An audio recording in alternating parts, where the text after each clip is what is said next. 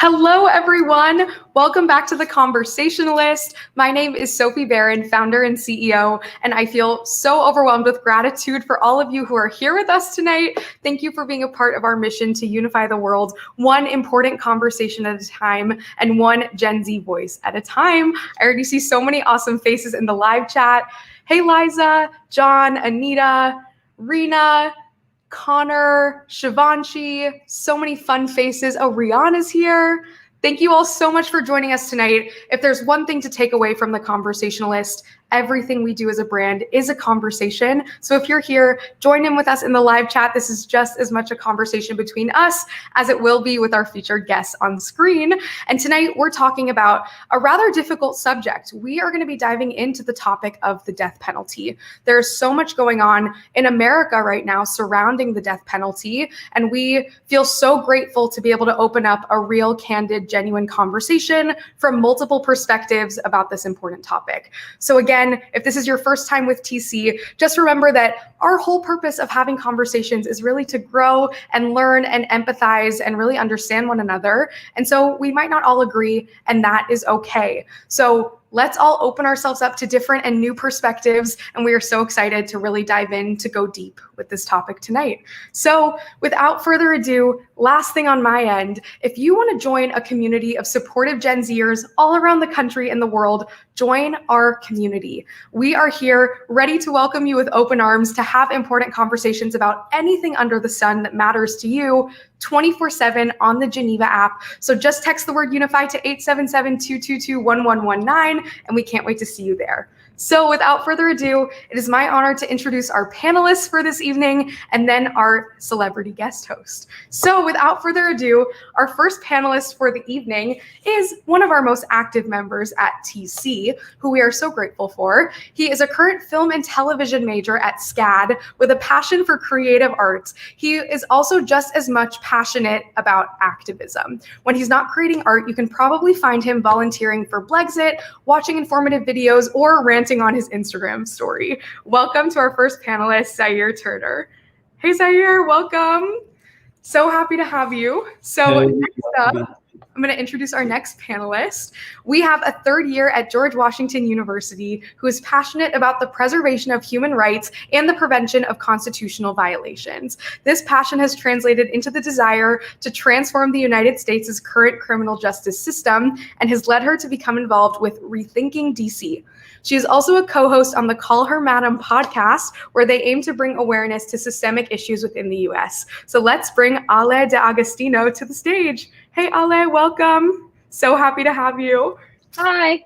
Hello. Okay, so next up, we are so excited to welcome a first-generation college student from Los Angeles, California to the stage who is studying biochemical and philosophical studies. She commentates on political and societal issues and aims to be a unifying voice to share different perspectives that people may not hear often. So we're excited to invite someone to the stage who really shares our values at TC, Noelle Fitchett. Welcome, Noelle.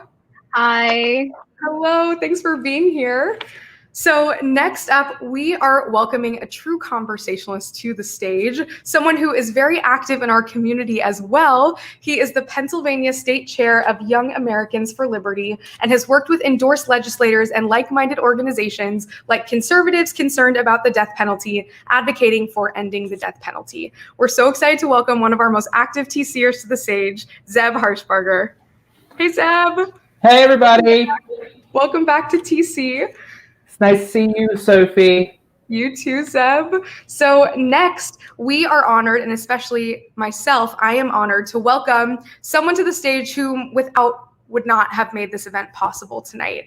I am so excited to welcome the co-founder of Breathe. He is also a public speaker, civil rights leader, and social justice activist. Before co-founding Breathe, oh my gosh. So sorry, I was reading your bios, but you know what? I can read this panelist bio without any introduction. This next panelist has really been an active member of TC from the start, was one of our former members of our advisory board, and is truly dedicated to the mission of opening up conversations. So without further ado, so excited to welcome Joshua Turner to the stage. Hey, Joshua, welcome back to TC. Awesome. So Next up, I'm so excited to welcome a current student at Stevenson University to the panel. She hopes to use her legal platform to address systemic racism from the inside. She is also a civil rights activist and a hardworking member of her community in Baltimore. Welcome to the stage, Autumn Davis. Hey, Autumn, welcome to TC. Hi, everyone. Hello, hello. Awesome. So next up for the panel, we are so excited to welcome a junior from Albright College. He wants people on both sides of the death penalty debate to at least try to understand where the other side is coming from, and I could not agree more. So welcome to the stage, Giovanni Figueroa. Hey, Giovanni. Hello, thank you guys for having me. Thank you for being here. Of course. And last but not least, we are so thrilled to welcome an active member of our community as well as our core team at TC. She is a high school senior from Los Angeles who uses her voice through written advocacy and has been published in many publications, including the Los Angeles Times. She has also served as a member of the California Youth Supreme Court and was selected to represent California in the National Judicial Competition. She's excited to welcome and give her perspective and has listened to some other perspectives as well during the panel tonight. One of my favorite humans in the TC community. Welcome, Alexandra Cohen. Hey, Alex, welcome. So happy to have you back.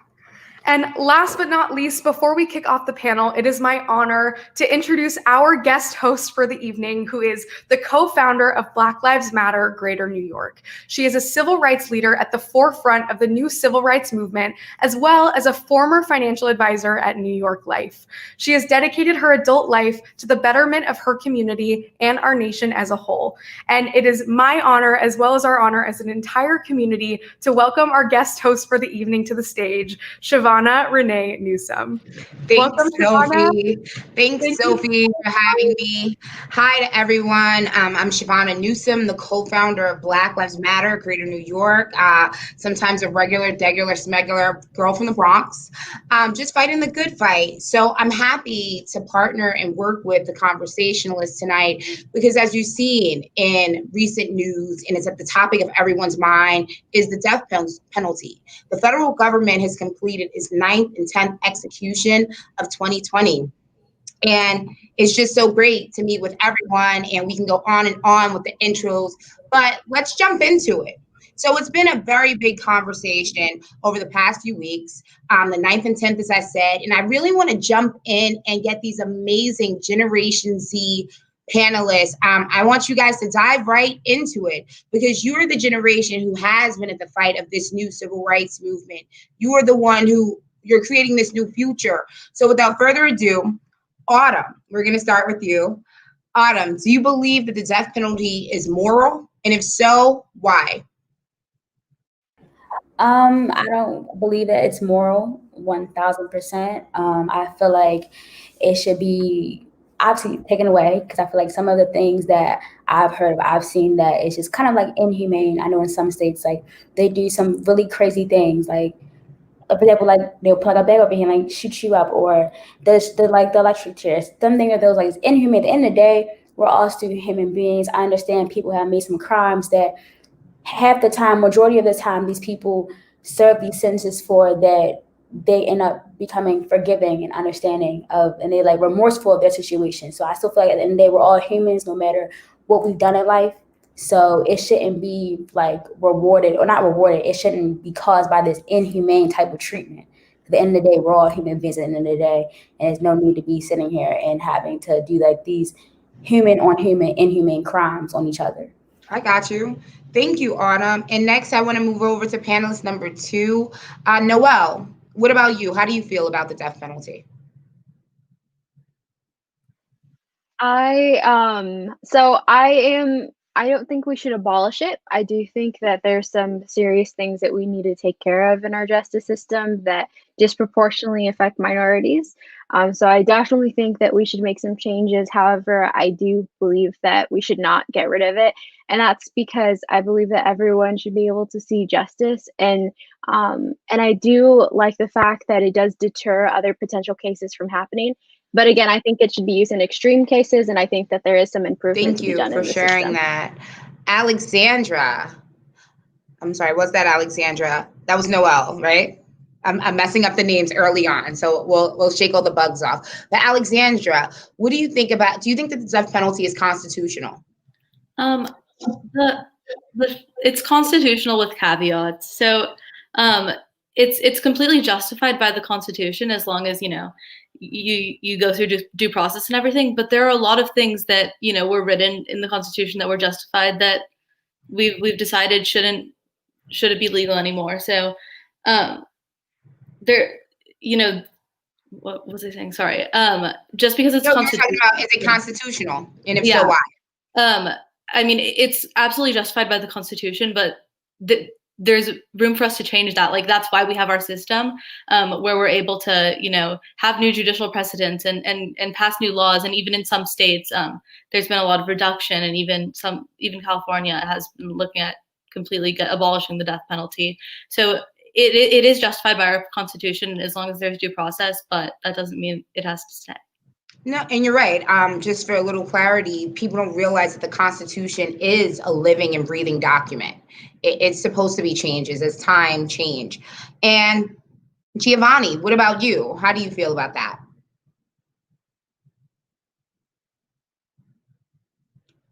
Giovanni?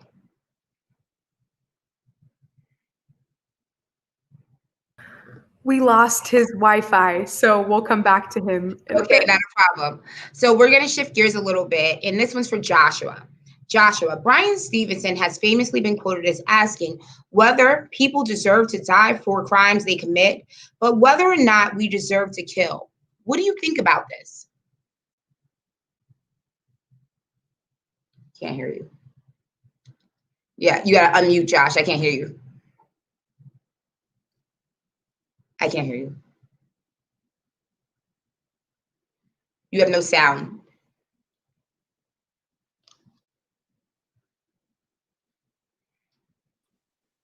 I think your AirPods might still be connected to your phone.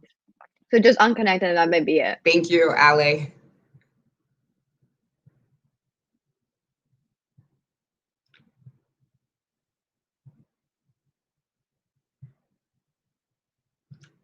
We still can't hear you, Joshua. And because Zaire is going to follow right behind you, I'm going to come right back to you, Josh, just in the essence of time, because we have so many important questions. Zaire, the quote that I had said to Joshua, Bryan Stevenson has famously been quoted as asking whether or not people deserve to die for the crimes they commit, but whether or not they deserve to kill. What do you think about this, Zaire? That's a really interesting quote. I don't think anyone deserves to die, but I also don't think anyone deserves the right to continue committing crimes or to continue to kill. So I think, well, I guess that's my opinion. While we're waiting, I guess I'll have to double up to get Josh in the chat because I don't see him showing up in the list of panelists. So I'm just going to let Josh go twice when he comes back. I don't want to skip anyone. But we're going to be moving on, and I'm grateful for everyone who has shared and we've discussed the death penalty from a rather bigger view, from a macro view. And I really want to get into the micro details. Oh, I see Josh coming back. So let's give him a moment. Hopefully he can give us his response. So, hey, Josh. Hello? No. Can you hear me now? Can you all hear me now? I can hear you, Josh. No? Now, yeah. All right, you guys hear me now? You want me to repeat the question for you? No, I remember the question. That's actually one of my favorite quotes by Bryan Stevenson. Whether or not we deserve to kill him. My answer is no. As a nation, if you look at the history of the United States, we are a country that has condoned slavery, that has costed thousands upon millions of lives, both born and unborn. When you look at the modern day effects of it, if you look at the death penalty today in its applications, there's a clear disproportionate rate of Black people and people of color that are being sentenced to the death penalty. And also in a bulk and overwhelming cases where someone was innocent and executed, 9 times out of 10, they were either Black or someone of color. When you look at the statistics today, you even see that in the state of Colorado, over 80% of the people that are sitting on death row are Black or people of color. In addition to that, when you see cases where there's a Black defendant and a white victim, there's an overwhelming of 172 people that have been executed for those crimes. When the converse has happened, it was a white defendant and a Black victim. Only 12 people have been executed, clearly showing that there is a race issue when it comes down to death penalty. My thing is that it clearly shows that the United States has not moved on from that history. And if we look at how things have been unfolding as of lately, especially with the death penalty, with over 55% of those individuals either being Black or now sitting on death row and are now awaiting execution, it clearly shows that this country has moved on from its history of racism and bigotry that has still embedded itself inside of our criminal justice system. So, in my opinion, I believe that is completely immoral and that it should be removed. Furthermore, also, one of my favorite sayings says, "Whoever's without sin cast the first stone." If you look at the history of the United States, it has no stones to throw.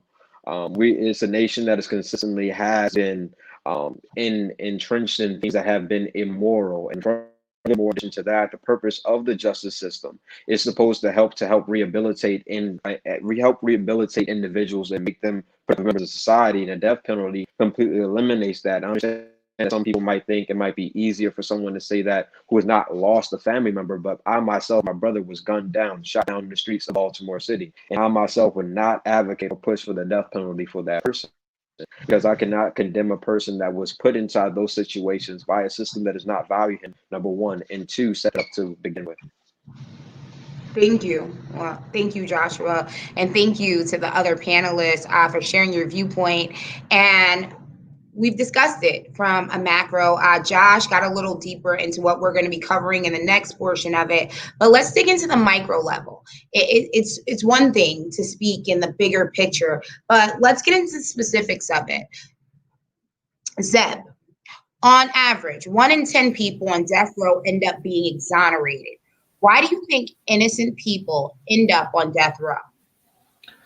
I think it's probably due to the inefficiency of the death penalty. I was actually looking at how many people in total have been exonerated from the death penalty, and what I saw is that it's on average about almost 4 people are exonerated from death row per year as of, I think, 1979.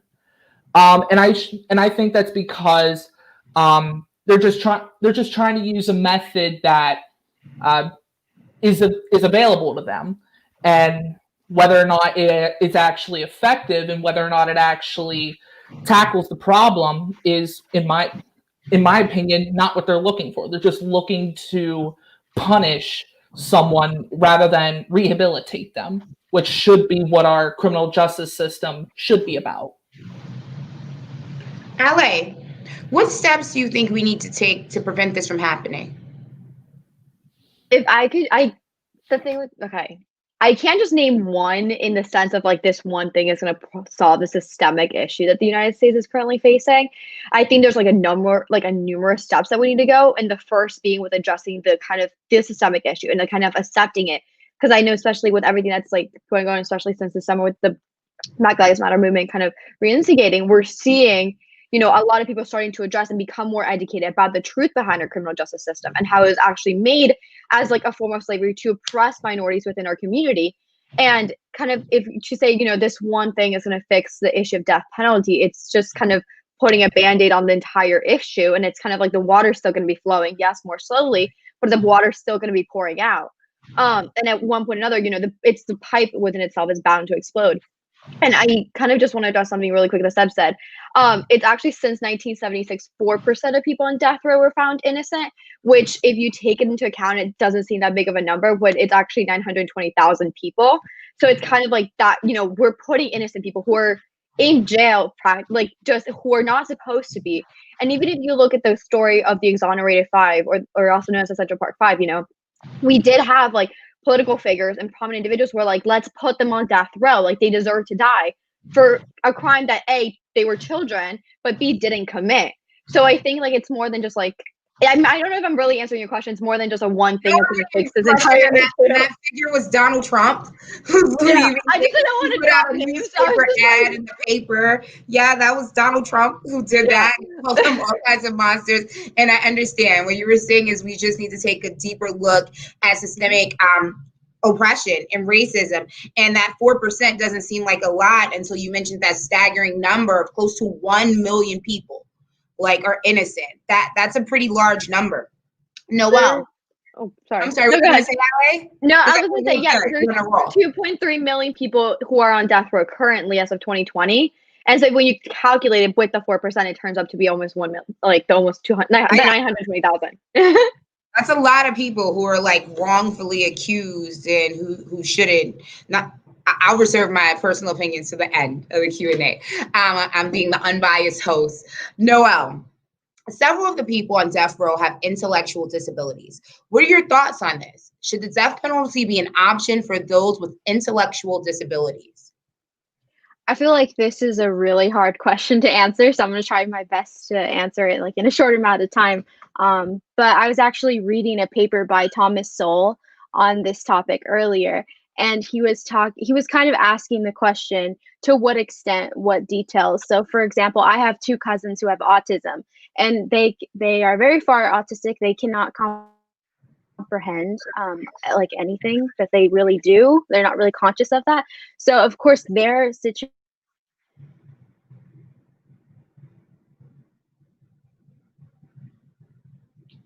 Hello? Is everyone else frozen, or is it just Noelle? I think it's just Noelle. Okay. Hey, Noelle, I'm not sure if you can understand, but we can't hear you. Why does Wi-Fi do that? The whole time you can be watching someone else speak on Zoom, and when it's your time and you're making this great point, it's like, it happens to me at least once a week. So while we're waiting for Noelle to join us, Zaire, I'm going to throw it to you, okay? There are almost as many Black people on death row as white people, even though there are 5 times more white people in the U.S. What do you think about this number? I think it's really concerning, first off. But then my second thought would be, I guess, why? Like, I'm a very much like, I like to ask a lot of questions. So my first question would be, what is the reason for this? Like, are there patterns and things that people are doing? Are there just systemic issues that people are just being put on death row wrongfully? Or is there anything that we can do to kind of like solve the system? So I guess when I first look at that number, I guess I'm just shocked. I guess that's the best way to word it. Or surprised. I got you. Autumn, I feel like it's been a minute since we spoke to you. Okay, so this next question is for you. According to a recent Gallup poll, 60% of Americans believe that life imprisonment is a better punishment for capital crimes. What are your thoughts on this? I personally agree with this 100%. I literally was having this discussion with my grandfather earlier about this, and we were discussing it, and I told him that I personally am a big person on the belief of karma, and I'm a big person on the belief of like just overall general thinking. So I believe in like all you have in jail is time. I know, for example, I've heard that a lot of death penalty people, if you're on death row, you are 23 hours out of the day, you're isolated. You don't have a cellmate. You don't get very little human interaction. So all you have is time. All you have is time to think. All you have is time is to think about whatever your whole lifespan of all the action that you made in your life. So I would rather it be, yes, a life sentence, because I feel like that gives it time. You get time to think. You know, you also do have time when you're on death row. Most of the people are serving 20, 30, 40 years before they are executed. They're almost serving half their sentence, or even maybe half their lifespan on death row waiting for that execution date. So I would personally prefer it to be, yes, if it's a really heinous crime, you just get life without parole or life with parole. So, because at the end of the day, most of these people end up becoming very remorseful and end up having time to think about what they've done and realize, oh wow, like I really made this action. Like if I could go back and take it back, I really would, and are really remorseful to that family. Some people even want to reach out to those other victims' family that they harmed. So I personally believe life with or without parole is perfectly fine. Compare the death penalty. That's just my personal preference. Thank you. And because everyone's voice is just so important, and I love everything you just said, Autumn. I want to go back to Noelle because she was making a parallel with her family and people having special needs in her family and with the intellectually disabled who are currently on death row. And after that, Zeb, I know you'd want to jump in on a point. You can jump in right after Noelle, okay? Thank you. Sorry about that. My Wi-Fi dropped. Everybody. But but yeah, so two of my cousins have extreme autism. So of course, someone in that situation, I definitely believe that they need to be more put in a rehabilitation center. I don't believe that they deserve the death penalty at all. However, when it does come to certain cases, for example, I do have family members who have been murdered, been involved in gangs, vice versa. And I do know that drugs severely affect your mental capacity. And so what they do is they measure your IQ. So if you're on drugs or if you have experienced different things as a child, your IQ test is going to be lower because IQ tests aren't a proper representation of our intelligence. There's a lot of things flawed with that, but if you do have drugs in your system, if you've had drugs, you will score lower. For example, there was a case where someone scored low, and so they said that that person had a mental, like they weren't they couldn't be tried because of their low score on their IQ test. However, they did commit the murder in secret, so it wasn't like in broad daylight. And I did read, well, for example, if someone is on drugs and someone has a low IQ, why don't they commit that crime during the daylight? Why do they know that they have to hide it? So I do think that each situation is different. But when it comes to someone on drugs who committed a very violent crime, I don't think that an IQ test or a measure of their intelligence in that situation is a very accurate representation, if that makes sense. I hope that made sense. No, it made sense. And you guys, you just keep raising these valid points. I'm sure everyone watching this feels like they're pretty much well informed, but even I'm learning during this conversation. And Zeb, I can't wait to hear from you. You're on mute.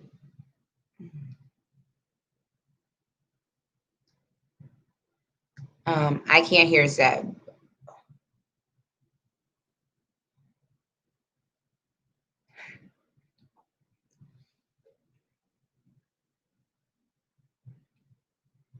Zeb, can you unmute?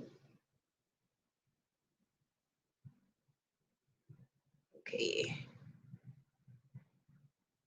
We can't hear you, Zeb. We cannot hear you. Okay. When he's gonna try and reconvene, join us again. So we spoke with Zeb, we spoke with Autumn. Josh. Josh, what do you think? If the death penalty were to be abolished, what do you think an appropriate punishment for extreme crime should be? Yes, that's a great question. Can everyone hear me? Yeah, I can hear you, Josh. Can everyone hear me this time? All right, perfect. Yeah. So, my personal opinion, I think that the justice system in this country has to focus more on rehabilitation than it has to do with punitive action. Again, the purpose of the justice system itself is to serve out justice, and a part of justice is ensuring that won't happen again, which does not necessarily mean taking away someone's life, but also means rehabilitating that individual to make that happen. So I believe that instead of the death penalty, you should have obviously, time in prison where you're actually focusing more on rehabilitation, focusing more on the key things that led down to you committing a particular crime. Another thing also that I would like to raise up is that if you look at the kind of crimes that are usually being committed when it comes down to homicides that sometimes leads someone to being on the death penalty or just homicides in general, a lot of these acts are sometimes crimes of survival that are created due to the environment that the individuals are raised in, the environment that individuals were brought up in, such as a city like my own, Baltimore, Maryland. Baltimore city has over 300 plus homicides, but that's because we have a massive amount of scarcity inside of our communities that force people to tear each other apart to survive. I'm pretty sure that you might be able to relate, Ms. Newsome, when you're looking at the city of New York, very similar circumstances when you have certain communities and whatnot that are battling and tearing each other apart in order to get just basic means of survival. And when you look at the system and how it functions now, is that the economic wage gap creates such a differentiation of treatment inside of the legal system. When you look at even representation, there's a case where you have a man by the name of Terrence, where Terrence's lawyer had a large amount of either mitigating evidence that could have lessened his sentence and potentially exonerating evidence that never got brought to light. There's even cases where you see Black people that have been wrongfully accused, and then the response is someone has to die for this crime, so I'm going to put it on you. And all of these things pretty much show the inequality that exists within our criminal justice system, how it does not focus on rehabilitation. And that's what the focus has to be. It has to be rehabilitation, which is why the United States has the largest prison population in the world, and why we have one of the highest recidivism rates in the world, because we're not doing it the right way. And if we were doing it the right way and not turning people out worse than worse they came in, then I think we would have a much better society. And even when it comes down to the subject of intellectual disabilities, there's infamous cases of the death penalty where you'll see individuals that are Black with intellectual disabilities not get the same exact treatment as someone white with an intellectual disability, showing the differentiation even there. So it takes rehabilitation, and it takes true love and care in undoing the layers of trauma that have been dealt out by years of systemic racism and abuse and trauma that has caused an individual to walk down that path. No one's ever burned a killer and born a killer. And I think that one of my favorite quotes that comes from a dear friend of mine who does gun violence prevention in Baltimore City, Uncle T, is, how does the choir boy become the killer? And the choir boy becomes the killer due to the circumstances and environment that he's bred in that causes him to lead down those pathways. Thank you, Joshua. In LA, since we're on the topic of punishment, and there's been a lot of discussion around whether or not you think people who commit capital crimes have the right to exemption, what do you think? Do you believe that people who commit heinous, violent, terrible crimes, do you think that they can be rehabilitated? Absolutely. Oh, sorry. I got a lot of feedback. A lot of the work that I do with Rethinking DC, specifically with juveniles in DC, specifically Ward 7 and 8. And like what you're seeing is that in these juvenile facilities and also in adult facilities, like the educational programs, not only do they depend on how wealthy, or like employment union programs, how wealthy the area is of where the prison is located or the facility in general, but it also depends on the population. So if it's a female population, they're like allowed to have, well, they're not allowed to, but they actually have less education and employment opportunities than if we actually look at a male inmate population, right? And if you look at even like the gender specifics of the prison system, it's already disproportionately affecting also women. And so it kind of brings into the question, like, people who go into jail, 23.4%, I'm sorry, are actually have a high school degree. When they come out of prison, because the program is so cut, only 3% actually end up getting their GED while in prison. If we focus, kind of exactly what Josh said, if we focus the program more on rehabilitation, we're actually going to be seeing not only an increase in deterrence factors and a decrease in kind of like mass incarceration, the huge problem that we're currently having, but we're also going to be seeing like, a better population. We need to take money away from programs that don't need it and into programs that are going to benefit not only the community as a whole, but it's also going to, we're the number one in mass incarceration, the highest number in the recidivism, both adult and children. And so we need to put money into programs that are actually going to help them. So long story short, yes, I'm a big believer that people can change. And we just need to put more funding and more opportunities for individuals to actually have the opportunity to change. Thank you. And thank you for bringing up the gender disparity, because even us who fight on the front lines, who are activists and leaders, it's still that image in most people's minds. When you hear crime, when you see someone on death row, you think of men. So thank you, Ale, for bringing it up. Now, Seb, what about you? What if someone can be rehabilitated? Do you think it's appropriate to do so?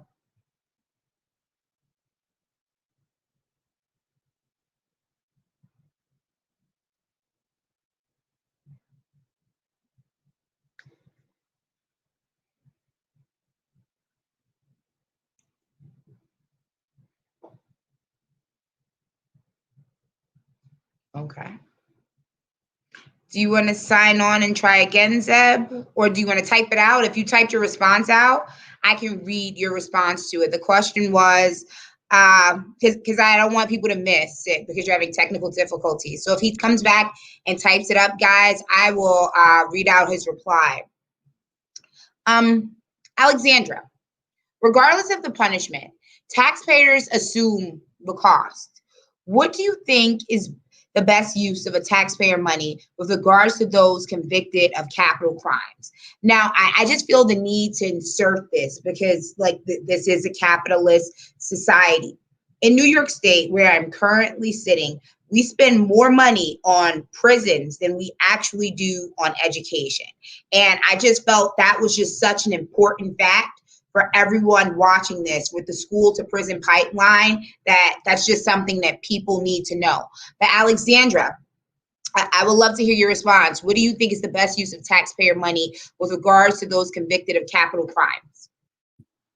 Yeah, I'm really glad you brought that up because when we actually look at the fiscal breakdown of it, it's more expensive to keep people on death row.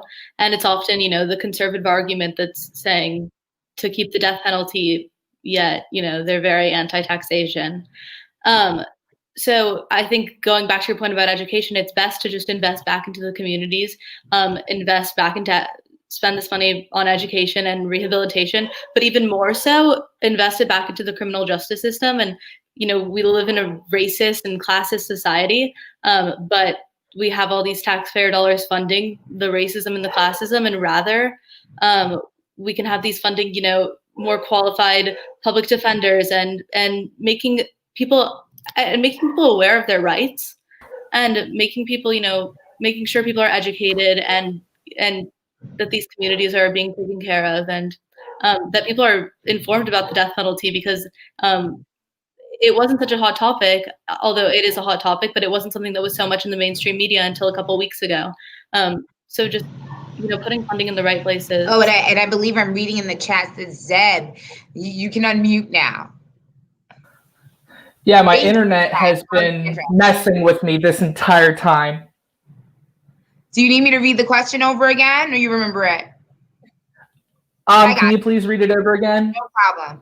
So, if you think someone can be rehabilitated, do you think it's appropriate to do so? Absolutely, because I personally think that as someone who believes in limited government values, I don't think that it's the government's responsibility to decide whether or not someone should be able to die. That's also an argument that I have on abortion, but that's my ultimate argument whenever it comes to the death penalty, that the government ultimately does not have the moral say in order to determine whether or not someone should be put to death. And going back to Alexandra's point, I've heard the argument many times that it is a lot cheaper to put someone to death than it is to keep them in for life in prison, whenever it's not true. As a study done by Susquehanna University shows that that death row inmates cost approximately $1.2 million to put to death, more than someone serving life in prison. But going back to whether or not we should attempt to rehabilitate people, that should always ultimately be the goal of our criminal justice system, to attempt to rehabilitate someone rather than to try to punish them. Okay, thank you, Zeb. I'm happy. Those technical difficulties went away. And LA, you wanted to throw in something before we jump into the next topic? That'll be perfect. Yeah, just really quick. Perfect time, literally, before we make a next section. Yeah, just really quick. I don't mean this anyway, but actually the study that Zeb just mentioned was then countered a couple of years ago. Well, not a couple of years ago, it was a couple months ago, more specifically during the summer.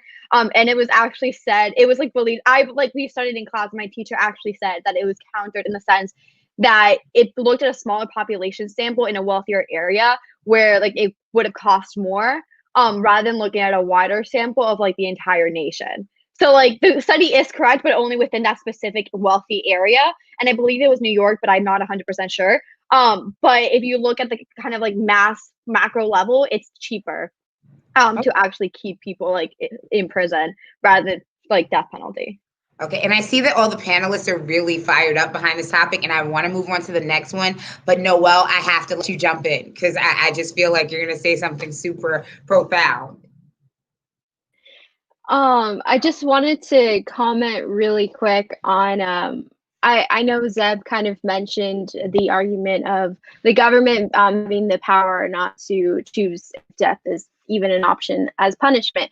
And when he kind of mentioned abortion, and I think the reason why a lot of people take the stance of being pro-life but pro the death penalty is because some people, and I've heard this from people where they say pro-life is saving innocent lives, whereas the death penalty is convicting those in extreme cases who have committed really bad things against people. So I just kind of wanted to like point that out because that's what I hear often. And I'm happy you jumped in, Noelle, because that's an amazing segue. Let's talk about real world perspectives. Let's take a look at actual people and the cases that have existed in 2020. Giovanni, are there any crimes for which you believe the death penalty is justified? And if so, why?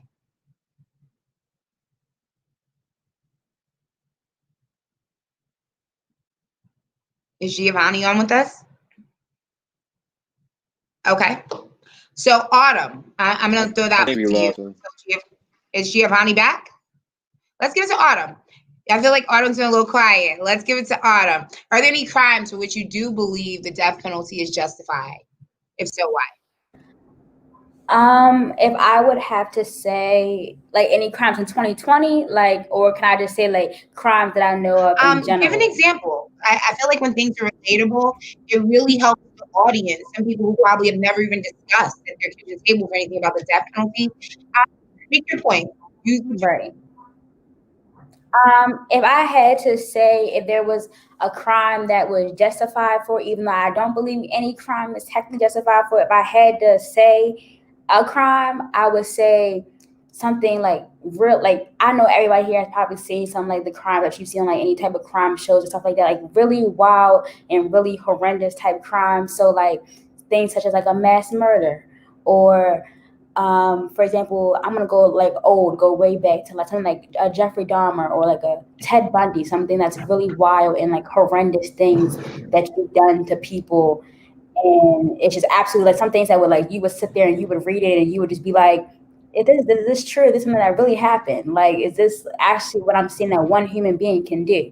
Things that would have your mind like, this is something that one human being could do. So crimes that overall was absolutely horrendous that you could do to a person, I would say would be something that I personally would feel like would be justified for that type of crime. But I don't really believe that those crimes, even still, those crimes shouldn't have your life taken away for it, because nobody, as I forgot who had said it, but at the end of the day, a judge or a court cannot say like, oh, I'm putting you to death. At the end of the day, you cannot take away somebody's life just because of that. Even though you took away countless or numerous of lives, it doesn't mean that your life has to be taken away. I got you. Thank you, Autumn.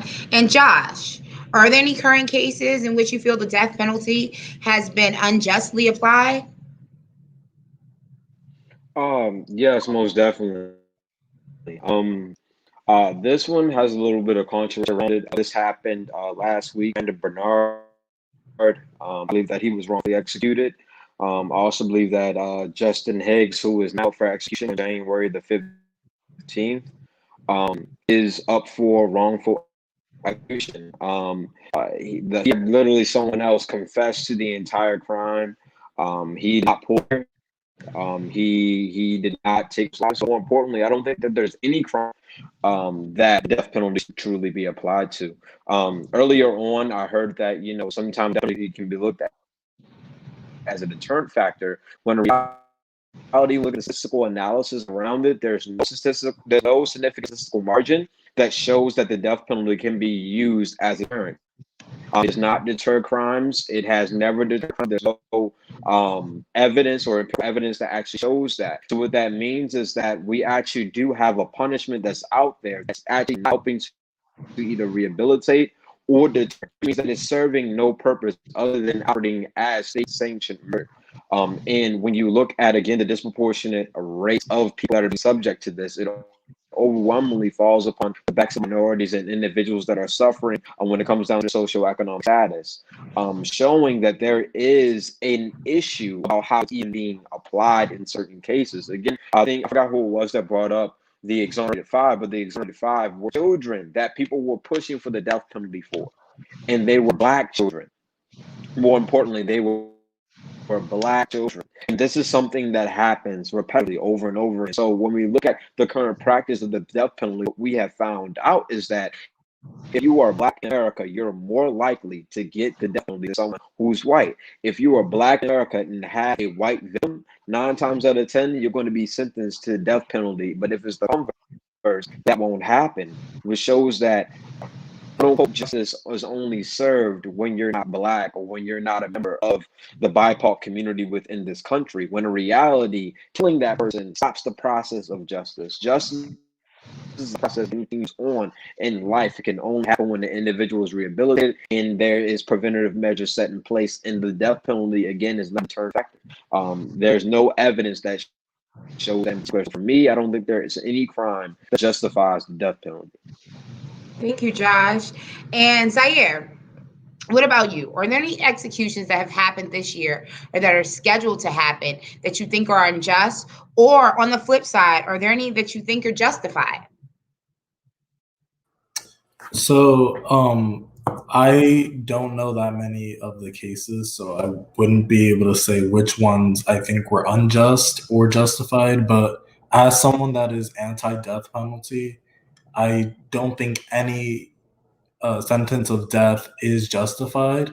But what I wanted to say as well is I've been learning a lot from this panel, specifically like from Joshua. Like I've been learning a lot. And something that I thought would be really important to say is that while I do recognize the disparities and think that it's important to talk about them, I think speaking about the death penalty before speaking about the conditions of the areas might not be that effective, because for me, it seems like it may be just a Band-Aid solution, just get rid of death penalty, but it doesn't get rid of the conditions of the area. It doesn't get rid of the trauma and the mental health issues that people are experiencing in these areas. So while yes, it would be a great thing for the death penalty to be abolished, I think that we need to see the conditions of the inner cities, such as Baltimore, Chicago, improve and hold the leaders of those cities accountable, so we don't have people committing these crimes. Thank you, Zeb, and thank you for all of the other panelists. I know that they're raving in the chats that we need to wrap up. We need to go. So I'm just gonna let one panelist say one final piece. And Alexandra, I know, like, is there anything that broke open your echo chamber? Anything that you took away tonight? Yeah, I just want to say, like, the whole like everyone on the panel and everyone's perspectives really opened my echo chamber, and everybody was so like respectful with each other, even when we disagreed. But I think that like our generation really needs to understand like that we can make a change of, like, regarding the death penalty. Like we can go, like, we're all here, like, all from different perspectives, and we can like we can go through our government and make a change. Like I mean, it's not going to be easy, but like we can get rid of the death penalty. And like, if you look at public opinion polls, like over time, America has gone more and more against the death penalty on both sides of the political aisle. And like, we've learned like from all these different, I've learned so much from all these different like studies that people have brought up, that like, it hasn't been a deterrent. And if you look at states that have completely abolished it, you can see like the rates go down even more of like, of you know, first degree murder and crimes like that. So I think that those are such important things. And like, I'm so happy that we had this conversation, and I think that we can really like make change. Thank you so much to everyone who stayed on. I know that Sophie's going to jump back on, and for everyone who stays on, we're going to do a Q&A together.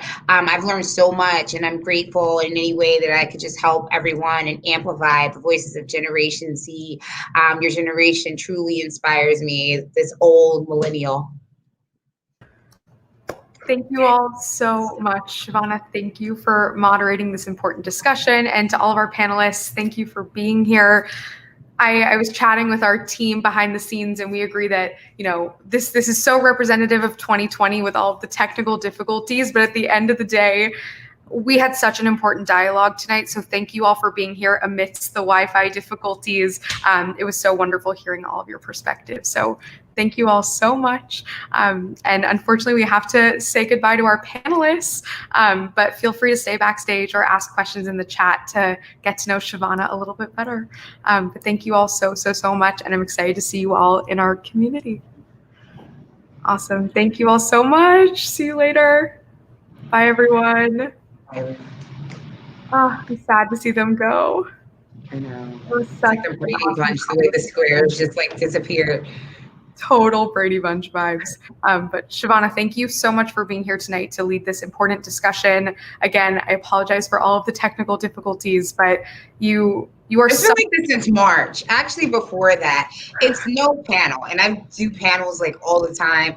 Nothing is ever smooth. I'm just grateful the one time I wasn't the one whose computer blinked out being the host, but it happens every single time. I related to everything you shared also about when it's finally your chance to speak on the Zoom and you're the one that freezes. So and it's like you're the robot. It's like no one can hear you. Always. Yep, always. But I'm so grateful that I get to share a little bit of time with you on screen and get to know you a little bit better.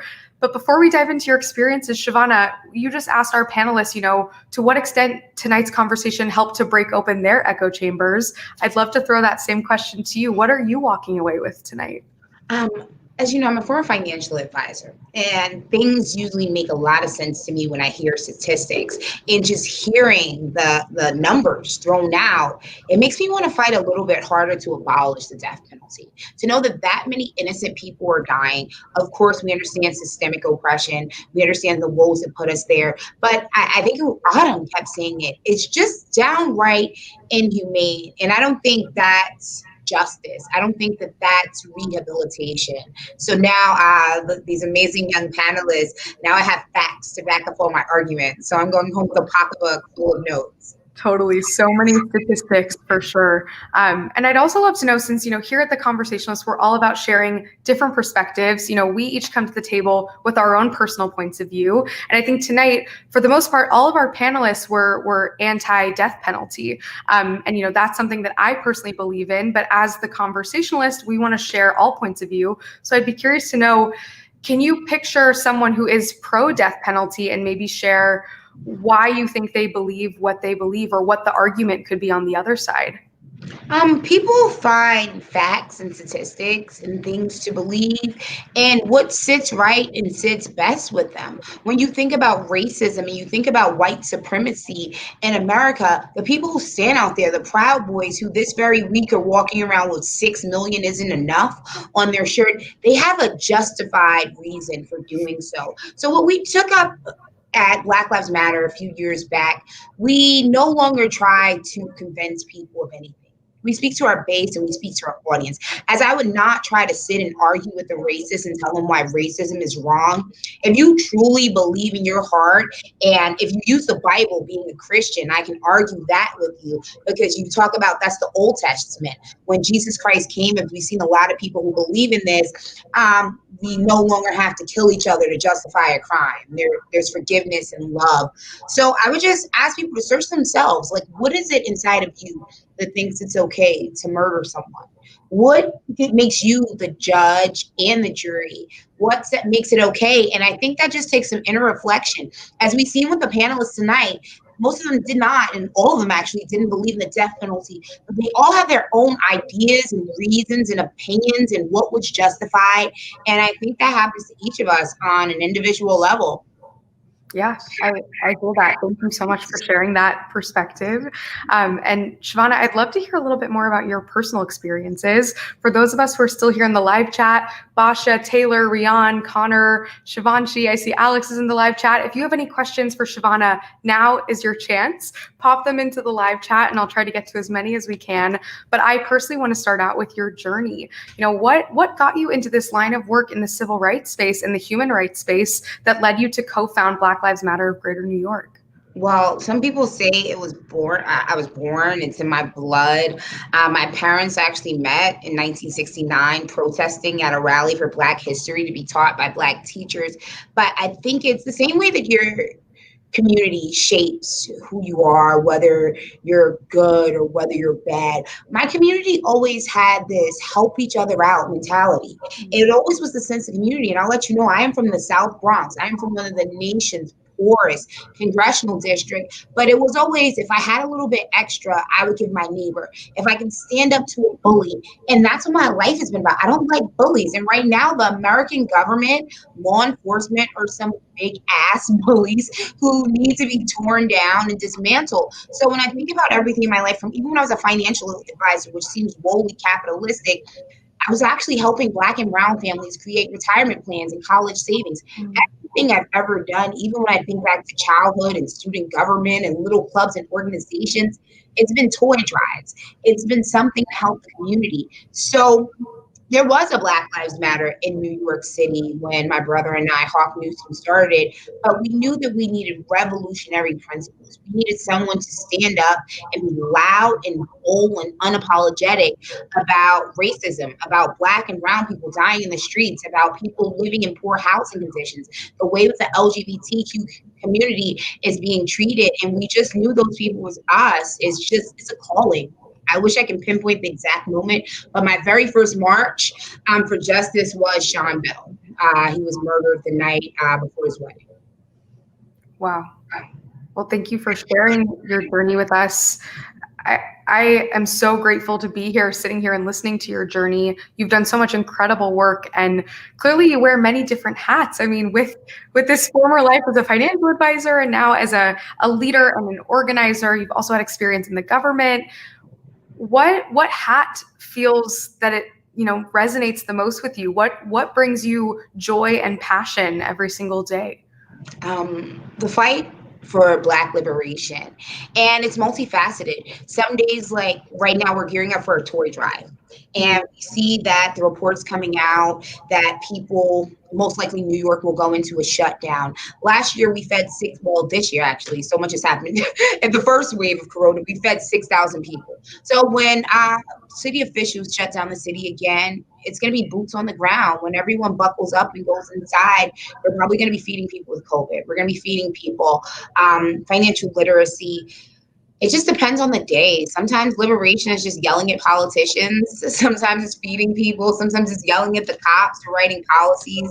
But I'm just grateful to wake up every day and be able to do something I love and something I'm proud of and something I believe in. It feels like my work never stops, but that's a good thing. I love waking up and helping people. I love going to bed thinking about more ways to help people. I'm just happy I found my purpose early on. That's amazing. And Taylor's question is such a great follow-up. How do you balance all of these incredible things you're working on and also the very serious issues that you're devoting your work to while also balancing self-care? I ran for Congress. I'm not sure if you mentioned that, but I ran for Congress and I didn't take a year and a half off. I mean, 7 days a week, no days off, 4 hours of sleep. And after I lost that election this past June, as much as I fight for Black liberation, I fight for marginalized people all the time. Yeah, I'm unapologetic when I want to go get a facial. I don't feel guilty about those mornings that I don't have anything on the calendar and I sleep late with the blanket over my head. I don't feel guilty about taking time for me because there's always going to be work to do. But if I'm not at my best, how can I help someone else? That's incredible advice. And I wonder if this is a similar answer to Shivanchi's question. What's the best advice you've ever received or given? Put your head down and keep working. And that pretty much means the sky's going to fall, Chicken Little. Things are going to happen. I'm pretty sure with you being a co-founder and you putting this panel together, no one knows how many times this should have went wrong today, right? 1,000 times. The sky was probably blowing up and no one sees that from the outside. But just keep working. The same way you had a very successful event, the same way that we're getting legislation passed and feeding people, no matter what the day brings, put your head down and keep working. No one can deny the work and you will always see the proof of the work that you were putting into something. That's incredible. I'm going to be taking that away from today. That is such a great piece of advice. And Alex from the panel actually wants to know, how are you able to listen to other perspectives in the political sphere? I mean, especially running for Congress. Any advice? Well, I'm very snippy. It would be different if I was a panelist. Your panelists were very kind and respectful.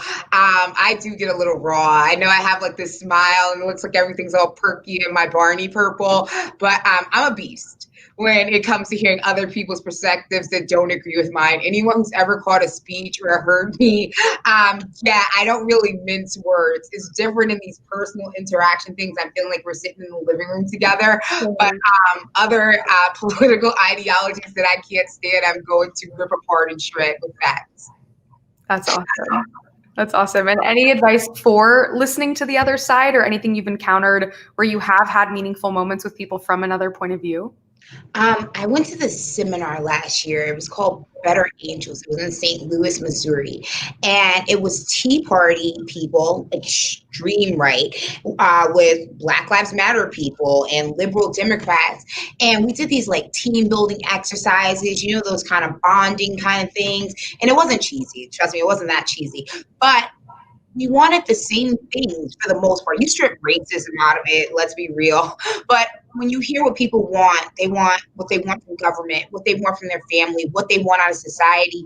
We actually aren't that different. I never would have thought on a Tea Party weekend that I would find commonality there. And that was that time. That's awesome. If you have any of those team building exercises for me, I'd love I'll pass them along. I'll send them in the email. Please. That's awesome. I think it's so important to remember that at the end of the day, so many of us have the same vision for the future. And once we kind of strip that down back to our humanity, we can actually make progress. So thank you for sharing that. And I know we've been here for a long time, but I want to end on this question that actually comes from Maria in the chat.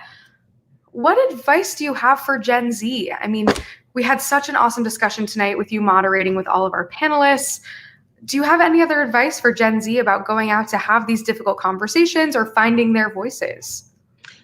I want Generation Z to keep doing what they're doing. This generation is kicking ass. Because of the unrest since the murder of George Floyd, you've gotten so many policies changed. Look at Los Angeles, look at Minneapolis, look at the defunding of the police, look at the current administration coming in.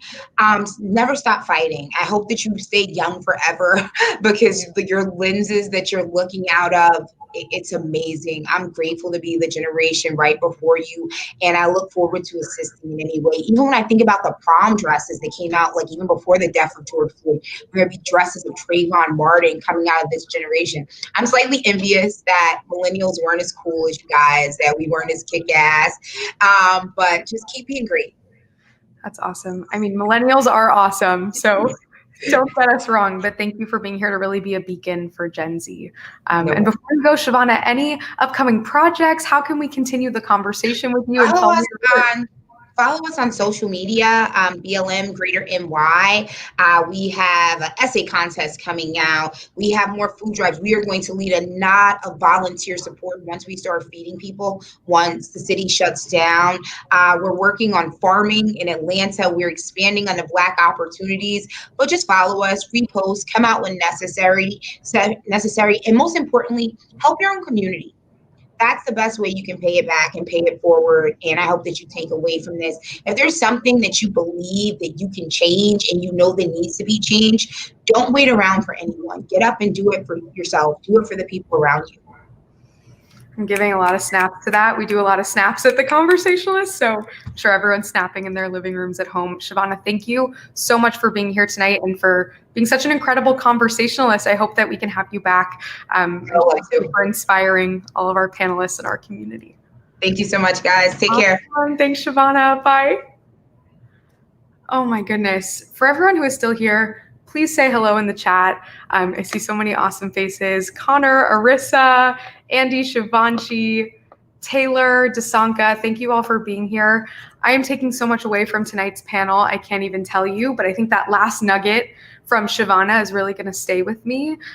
It's really about finding your passion and what gets you up in the morning and then not waiting for someone else's permission and just going and doing and living out your passions, or as Giovanna also shared, just putting your head down and getting to work. So thank you all for being here tonight and having this important conversation with us about the death penalty. I know this was a very serious topic and there's so much more we could have chatted about tonight, but I'm so happy that we were at least able to hear multiple perspectives and amplify the voices of our panelists. So for all of you who are still here right now, thank you from the bottom of my heart for being a part of TC. It's so crazy to say this out loud, but that's a wrap on our final panel of 2020. How did that happen? I feel like we just kicked off our political panel series with Daniel Franzese from Mean Girls talking about identity and politics 2 seconds ago, and now we're already at the end of 2020, and look how far we've come. We've had so many important conversations ranging from immigration to healthcare to environment and sustainability and so much more, and there's still so much to talk about. So I hope that if you are walking away from this panel tonight, in your home, just remember that there is so much more to come. The Conversationalist team is fired up and ready to tackle all of the biggest issues in the new year, and we want you to be a part of them. We want to amplify your voices. We want to break open your echo chambers, and we want to have more conversations like this, hopefully with a few less technical difficulties. But at the end of the day, I just feel so grateful to have gotten to learn so much from every single person who's been a part of our first panel series. I feel like I've taken so much away from this year, and I hope you have as well. So don't let the conversation end here. Come join us on Geneva, join our community. I know I shared earlier, but all you have to do is text the word unify to 877-222-1119. Join the Geneva app, download it right now, or if you just want me to text you the link or DM you the link, just send us a message on Instagram at The Conversationalist, and we'll welcome you with open arms, fired up and ready to tackle all of the issues facing Gen Z. So for everyone who's been a part of our first ever panel series, we thank you from the bottom of our hearts at TC. This is just the beginning of our movement to unify the world. We have unified so much over the past 6 months, and this is just the beginning. So thank you all so much. I still see so many awesome people here. Hey, Laura, Alex, Taylor, Arissa, Basha. It's so great seeing you all here. I also see Zaire backstage. So thank you all so much for being a part of TC. Stay in touch. We have some awesome things coming your way on socials this week. So stay tuned. And really just from the bottom of our hearts, thank you for being a part of our mission to unify one conversation at a time. Have a wonderful holiday season. I'm Sophie Beren, and please do not become a stranger. Let's hop into Geneva and keep the conversation going. Thank you all so much and have a wonderful, wonderful night. Bye.